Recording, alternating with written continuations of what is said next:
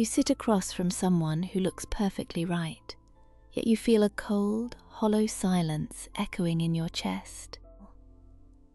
Wondering why the search for love has suddenly started to feel like a never-ending, exhausting audition for a role you are not even sure you want. Before we unpack the quiet ache of this exhaustion together, I invite you to subscribe to the Psyche Unfolding channel so we can continue sharing these deep, midnight conversations. You are profoundly exhausted. I can see it in the way you carry yourself, in the heavy, invisible weight that pulls at your shoulders when you think about trying to open your heart one more time. You have poured your precious energy, your deepest hopes, and your vulnerable little stories into a vast, unfeeling void that seems to give nothing but polite indifference in return. It feels as though you are wandering through an endless, sprawling marketplace, a dizzying bazaar filled with thousands upon thousands of faces. Everywhere you look, there is someone new, someone supposedly full of potential, someone who might finally be the answer to the quiet longing in your soul. You are surrounded by an absolute ocean of people, yet you have never felt so desperately, profoundly isolated. This is the great crushing paradox we find ourselves trapped within today. We have created a reality where we can look at 1,000 faces in an hour, sorting through human beings like discarding playing cards with a casual flick of the wrist. But in this ocean of absolute, staggering abundance, we are dying of emotional thirst. The water is everywhere, rising up to our chests, but it is entirely undrinkable. You might feel as though you have walked 10 kilometers through a freezing, dense fog, only to end up exactly where you started, shivering and alone. Let us look very closely at what actually happens when you sit down with a new person. It rarely feels like the gentle, magical beginning of a beautiful, uncharted journey into another human soul instead. It feels like a cold, calculated transaction. You sit across from each other, sipping your drinks, and an invisible, heavy clipboard rests on the table right between you. You are both asking questions, but you are not truly listening to the answers with your heart. You are listening for red flags, for disqualifiers, for any small reason to stand up and walk away. You are evaluating, assessing, and calculating risks. It is a sterile interview. You are presenting the polished, heavily edited, flawlessly lit version of yourself, the one that does not have rough edges, dark days, or messy feelings. And the person sitting across from you is doing the exact same thing. You are two carefully constructed, porcelain masks speaking to one another, both desperately hoping the other mask will slip just enough to reveal a warm heartbeat, but both utterly terrified of letting your own mask drop. You wear this heavy emotional armor, an invisible suit that feels like it weighs 50 kilograms, just to protect yourself from the sting of disappointment. This constant, relentless performance is draining the very life force out of you. You find yourself repeating the same carefully curated stories about your childhood, your grand dreams, and your deepest fears, until those stories lose all their color, their warmth, and their meaning. They become rehearsed lines in a tragic play that has been running for far too long, spoken by an actor who has forgotten why they even stepped onto the stage.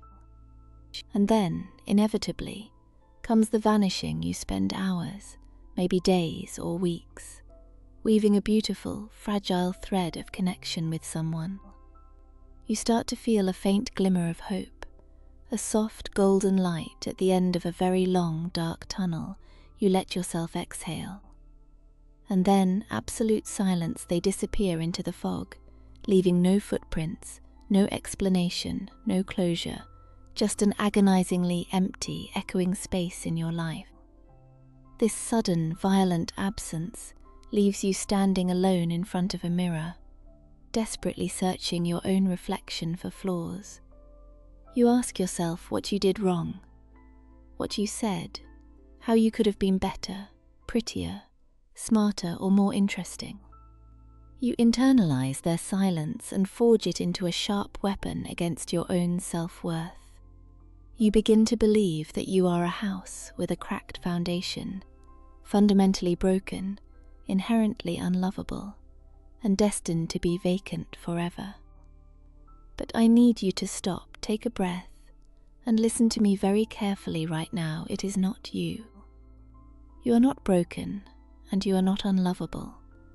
The deep, aching emptiness you feel is not a reflection of your beautiful soul. It is a direct reflection of the mechanized, heartless way we have been taught to seek love. We have taken the most profound, messy, unpredictable, and sacred human experience and warped it into a chaotic industrial assembly line.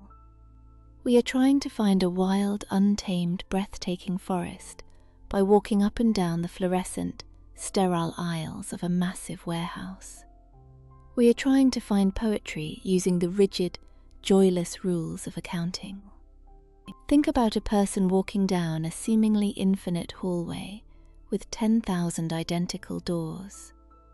If you know in the back of your mind that there are 9,999 other doors waiting for you, you will never, ever stay in one room long enough to truly see its unique beauty. You will walk into a room, notice a tiny scratch on the floorboard or a slight draft from the window, and you will immediately turn around to leave. You will convince yourself that the next room will be flawless, that the very next door holds absolute perfection. And so, you keep walking, you keep opening doors, stepping in for a fleeting second, and stepping right back out. You become a transient, restless ghost in your own life, perpetually seeking a flawless, perfect home that simply does not exist in reality, while constantly abandoning perfectly beautiful, real, and wonderfully lived-in houses. We have become a culture of window shoppers, deeply obsessed with the intoxicating thrill of the search, but terrified of the vulnerability and responsibility of the actual purchase. We want the comforting warmth of a roaring fire, but we outright refuse to stay out in the cold long enough to gather the heavy wood and strike the match. Love, the kind of true, grounding, undeniable love that anchors your soul, cannot possibly survive in a state of endless, ruthless evaluation. It is not something you find ready-made, waiting for you in a shiny, pristine box on a shelf. Love is a deeply collaborative, often messy act of creation. It is the brave willingness to look at another completely imperfect human being, with all their visible scars, their strange habits, and their quiet, hidden fears, and boldly say, "I choose this, I choose to build something beautiful right here, on this uneven, unpredictable ground." The crushing emptiness you feel inside comes from the tragic fact that we have replaced the slow, patient, beautiful art of building with the frantic, restless, anxiety-inducing act of endlessly searching. We have completely forgotten how to be gardeners of our own hearts. A master gardener does not buy a tiny seed, plant it in the earth, and then angrily dig it up the very next morning because it has not yet bloomed into a magnificent, towering flower. A true gardener knows that the most important, vital work happens deep underground, in the dark, silent, unseen patience of the soil. A gardener diligently waters the ground, gently pulls the choking weeds, and waits with quiet faith. We have lost all our patience for the slow burn. We desperately demand the spectacular grand finale, without being willing to play the quiet, steady, ordinary notes that naturally lead up to it. This profound realization changes absolutely everything. When you finally understand that the entire system is actively designed to make you feel empty and inadequate, you suddenly earn the magnificent power to simply stop playing the game. You can step entirely off the relentless assembly line. You do not have to perform for anyone ever again. Imagine, just for a moment, what it would feel like to unclasp that heavy, suffocating backpack of expectations and let it drop to the floor. If this thought brings a sudden, warm feeling of relief to your chest, I gently ask you to subscribe to the Psyche Unfolding channel, so we can keep finding our way back to what is real and true together. Let us talk about the beautiful peace that arrives when you finally put down the invisible clipboard. You start to show up in the world entirely differently. You stop furiously looking for a flawless, polished reflection, and you start softly looking for a genuine, grounding presence. You stop asking yourself if this new person checks every single rigid box on your impossible, endless list, and you start asking yourself how your delicate nervous system actually feels when you are sitting quietly next to them. Does your breathing slow down? Do your tense shoulders drop? Do you feel like you are finally standing in a safe, warm harbour, completely sheltered from the howling storm outside? This feeling of absolute safety is the only metric that truly matters in the end. You can consciously choose to cultivate deep, resonant depth over shallow, meaningless width. Instead of casting a massive, desperate net into a shallow, muddy pond, hoping to catch absolutely anything that momentarily glitters, you can bravely choose to dive deeply into the still, dark, mysterious waters of genuine human connection. You can give yourself the ultimate permission to be beautifully, messily, entirely human.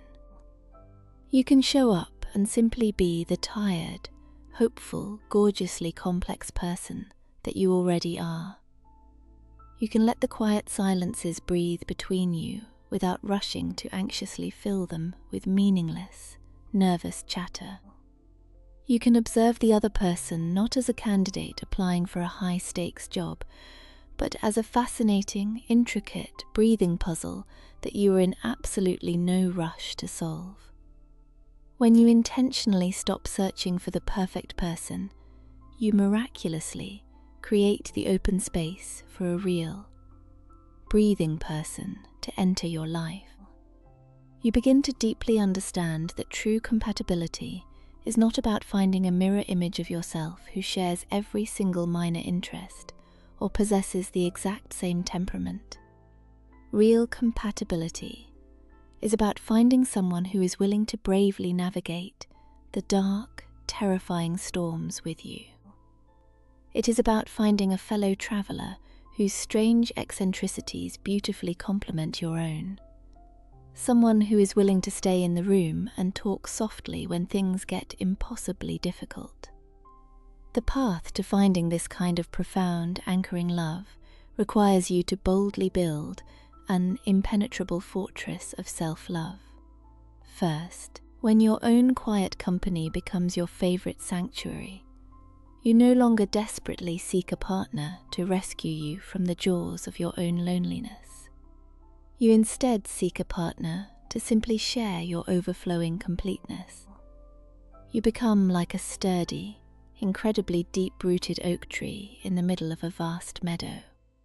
You do not need someone else to physically hold you up against the wind, but you warmly welcome the beautiful birds that come to rest in your strong branches. When you are rooted so deeply in your own inherent worth, the sharp sting of rejection entirely loses its power over you. When someone vanishes silently into the fog, you do not question your own fundamental value for even a single second. You simply and peacefully understand that their unique path did not align with your own, and you let them go with a quiet, graceful exhale. You are fully allowed to rest now. You are given absolute permission to stop running frantically through the endless, dizzying maze of strangers' faces. Take a very deep, slow breath right now and let the frantic, buzzing energy of the endless search dissolve completely into the thin air around you. The monumental love you are seeking is not a shiny prize to be won through sheer exhaustion and flawless performance.